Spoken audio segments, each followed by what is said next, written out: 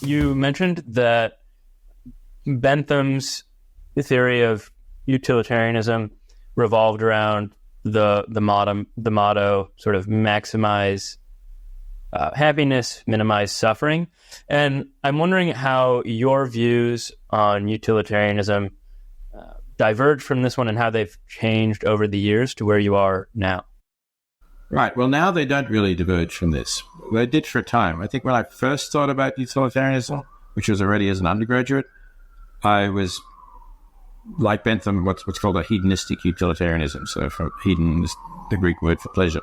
I thought that what we should try to do is to maximize happiness and minimize misery or suffering.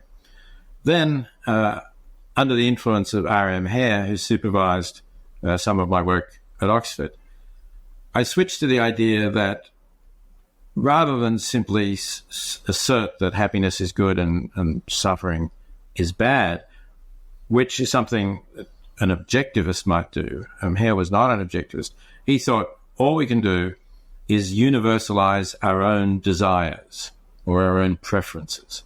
And therefore, although he came down with a kind of utilitarianism, it was a utilitarianism where the satisfaction of preferences was really what you were trying to maximize, and the minimization of having unsatisfied preferences. So this was known as preference utilitarianism. Some people refer to it as a desire-based theory.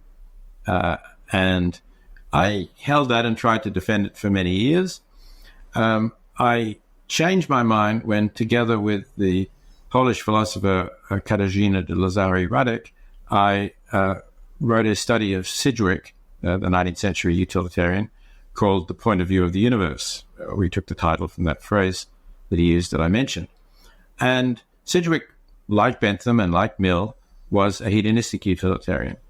Interestingly, he actually considered preference utilitarianism or something like it, even though it wasn't very popular or established view in his day. But he anticipated that somebody might say, what you want to do is to satisfy your desires. And then he said, but you wouldn't want to satisfy all of your desires, because some of your desires you only have because you're completely misinformed about the situation, or perhaps because you're really angry. And if you calm down and cool down and thought calmly, you wouldn't have that desire. So Hare himself had recognized this problem and had said, it's the desires that we would have if we were fully informed and thinking coolly and calmly. So if you like, not a pure desire view, but a kind of rational desire view. And then Sidgwick, anticipating this almost a century before Hare, said, well, but if we only want to satisfy the desires we would have if we were rational, then we're sort of begging the question as to what a rational being really would desire. Because maybe a rational being would see that, for instance, pleasure is the good and pain is bad. And then what they would desire is to maximize pleasure and pain for all sentient beings. So that's a problem for the desire-based view, that it might actually lead you in this rational desire form to something that is the same as hedonistic utilitarianism. That was one important objection, I think, to preference utilitarianism.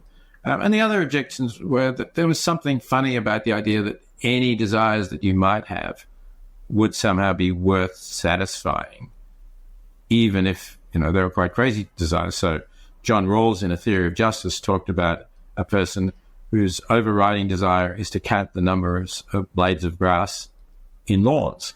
So, you find a lawn and you really want to know how many blades of grass are there in that lawn. And so you go to a lot of effort eventually to count them. Let's say you can succeed in this task. And then you count them. But you don't get a huge amount of pleasure suddenly now that you know that you've counted them. It's just that you've satisfied the desire to know how many blades of grass are in this lawn. Of course, next you'll move on to some other lawn. This doesn't seem a worthwhile thing to be doing. It doesn't seem a good use of your life.